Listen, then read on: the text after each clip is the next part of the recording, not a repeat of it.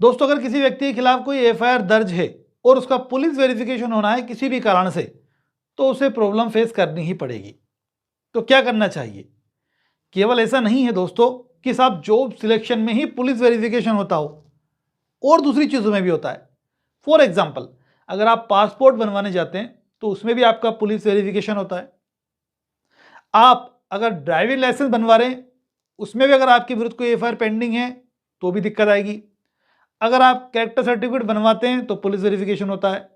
पार्षद का चुनाव लड़ते हैं तो उसमें कैरेक्टर सर्टिफिकेट की आवश्यकता पड़ती है, इसलिए उसमें पुलिस वेरिफिकेशन होता है आपका।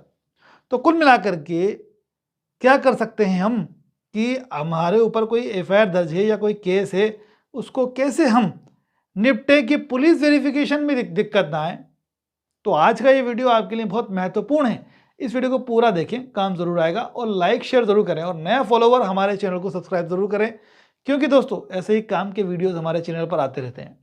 तो दोस्तों, सबसे पहली बात कि देखो, अगर आपका किसी जॉब में सिलेक्शन हुआ है, या फिर आप पासपोर्ट अप्लाई कर रहे हैं, या किसी भी तरीके के आपको फॉर्म में अप्लाई कर रहे हैं जिसमें पुलिस वेरिफिकेशन होना है, तो उस कंडीशन में अगर आपके विरुद्ध कोई एफआईआर दर्ज हुई है ना दोस्तों, तो उसकी डिटेल देना चाहिए। अगर आप छिपाते हैं तो यह भी एक रीजन बन जाता है आपके विरुद्ध एक्शन लेने का। इसलिए अगर आपके विरुद्ध थाने में एफआईआर दर्ज हो चुकी है और जहां रिक्वायरमेंट पूछी गई है आपसे कि भाई क्या कोई केस है, कोई एफआईआर है, तो डिटेल देनी चाहिए, पहली बात। दूसरी बात कि जैसे मान लीजिए आपका सिलेक्शन हो गया जॉब के अंदर, अब आपका पुलिस वेरिफिकेशन होना है, लेकिन आपके विरुद्ध एक मामला दर्ज है, या जिसमें मामला आपका कोर्ट के अंदर चल रहा है, कुल मिला के आपके ऊपर एक मुकदमा दर्ज है।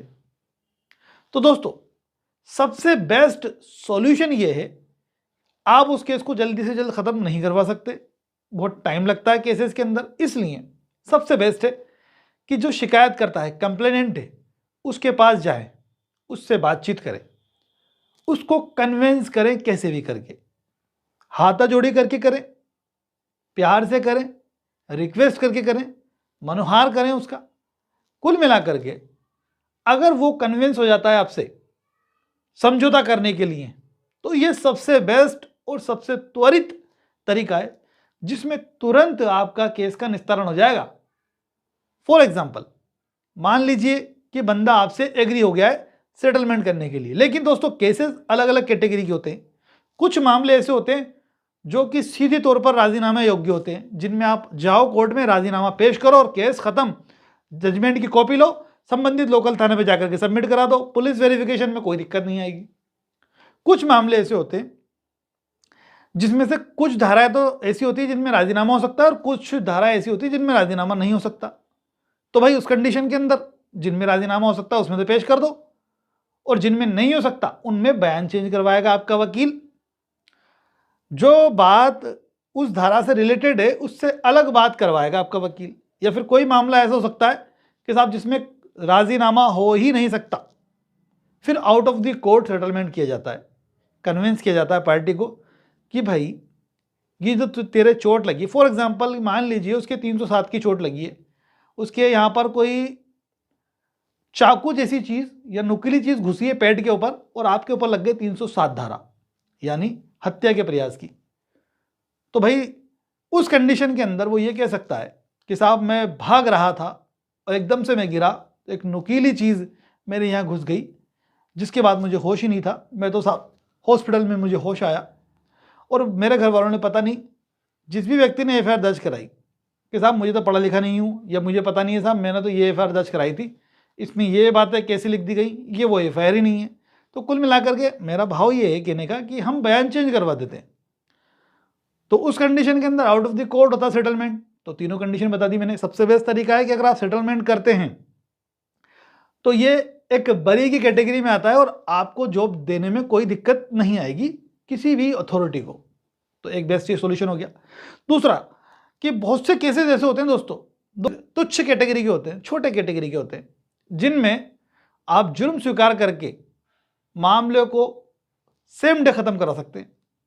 लेकिन इसमें क्या होता है, आप कोर्ट से निवेदन करते हैं प्रोबेशन ऑफेंडर एक्ट का एडवांटेज देने के लिए, यानी जो आपने जुर्म स्वीकार किया है, उस जुर्म स्वीकार का जो कन्विक्शन कोर्ट ने किया है, जो सजा आपको दी है, उसका आपकी जॉब में, अगर आप जॉब में हैं तो उस पर कोई इम्पैक्ट ना पड़े, या फिर अगर आप इन फ्यूचर जॉब करने वाले हैं तो उस पर कोई इम्पैक्ट ना पड़े। तो जो सेक्शन 3(4) का लाभ आपको देता है कोर्ट, लेकिन मैं आपको ये सलाह नहीं दूंगा कि आप जुर्म स्वीकार करें, बट ये भी एक ऑप्शन है।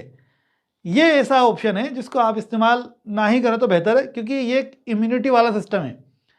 इसमें केवल आपको एक बार लाइफ में एडवांटेज देने का मौका है कोर्ट के पास, और मैक्सिमम केसेस के अंदर दे सकती है। ऐसा नहीं है कि सभी में, मैक्सिमम में आपको मिल सकता है ये लाभ। तो ये एक मौका है, तो इसको व्यर्थ ना करें किसी छोटे मोटे मामले में। तो इसलिए सबसे पहला बेस्ट है कि आप जाएं समझौता। सेकंड, कन्विक्शन वाला आप इस्तेमाल करना चाहें तो कर सकते हैं, बट मैं आपको इसके लिए सलाह नहीं दूंगा, लेकिन ये एक ऑप्शन है, इसलिए मैं आपको बता रहा हूं। तीसरा कि दोस्तों मान लीजिए आपके ऊपर कोई केस है, और ऐसा केस है कि भाई बहुत ज़्यादा इफेक्ट नहीं करने वाला आपके करियर को, कन्विक्शन के बाद भी और बिना कन्विक्शन के भी, पेंडिंग रहते हुए भी। अगर आपके विरुद्ध कोई मामला चल रहा है, पेंडिंग है, तो आप डिटेल देके चली रहे। मैंने बताया स्टार्टिंग के अंदर, आपको जो नियुक्ति देने वाला नियोक्ता है, यानी जो अथॉरिटी है, जो आपको चयन करने वाली है, उन्होंने आपकी जो उस केस की वजह से आपकी जो ज्वाइनिंग है उसको पेंडिंग कर दिया है। तो उस कंडीशन के अंदर भाई, जब ये दोनों स्टेजेस तो आगे आ गए अपन, पहले समझौता हुआ नहीं है, दूसरी के अंदर कन्विक्शन अपन ने कराया नहीं है, अब तो पुलिस वेरिफिकेशन के अंदर पता चल गया है यहाँ पर कि साहब हमारे विरुद्ध तो एक मामला था जो कि अब ज्वाइनिंग नहीं दे रहे डिपार्टमेंट, अब क्या करेंगे। तो उस कंडीशन के अंदर आप डिपार्टमेंट से बात करें पहले तो कि सर क्या रीज़न है जो मुझे ज्वाइनिंग नहीं दी जा रही, जो केस है इतना हैवी नहीं है या उस कैटेगरी में नहीं आता है जिसमें आप मुझे डिबार कर दें, तो फिर ज्वाइनिंग क्यों नहीं दी जा रही। तो रीज़न देते हैं आपको कि भाई देखो ऐसा है, हम इन कंडीशन के अंदर आपको ज्वाइनिंग दे सकते हैं। अब इन कंडीशन को आप फुलफिल कर दें, जो भी कंडीशन वो बताएं। फॉर एग्जाम्पल वो कहते हैं कि भाई इस केस में सेटलमेंट करके हमें 16नामा ला के पेश कर दो, ज्वाइनिंग दे देंगे, या फिर आप बरी हो के आओ, ज्वाइनिंग दे देंगे। तो ये जो कंडीशन है आप फुलफिल कर सकते हो तो बेस्ट है, नहीं कर सकते तो फिर आपको रिट फाइल करना चाहिए हाई कोर्ट के अंदर। और हाई कोर्ट से मैक्सिमम चांसेस ये होते हैं कि आपको ज्वाइनिंग मिल जाती है केस पेंडिंग रहने के दौरान भी। कुछ मामले ऐसे होते हैं जिनमें आपको दिक्कत आ सकती है। फॉर एग्जाम्पल मैंने बताया मॉरल टर्पिट्यूड, नैतिक अधमता से रिलेटेड मामले। ऐसे कैटेगरी बनी हुई है कि कौन कौन से मामले हैं जिनमें आपको जॉब लेने में दिक्कत आती है। तो कौन से मामले हैं, अगर आप जानना चाहते हैं तो मुझे कमेंट करके बताएं, उस पर डिटेल्ड वीडियो लेकर के आऊँगा जल्दी ही। और अगर आपको ये वीडियो पसंद आया है तो इस वीडियो को लाइक करें, शेयर करें। ऐसे ही वीडियो देखने के लिए हमारे चैनल को सब्सक्राइब करें दोस्तों। Thank you.